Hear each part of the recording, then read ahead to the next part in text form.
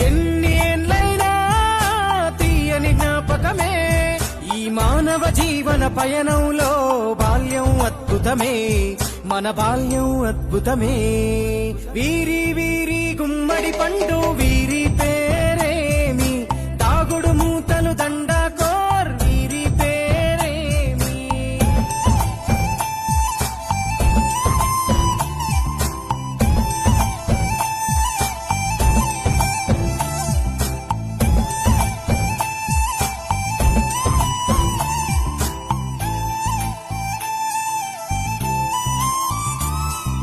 పంటలు పంచి దొంగను ఎంచి రేసాటాడితి మందరమే రేగడి మట్టిని ముద్దగా చేసి బొమ్మరిల్లే కట్టితిమే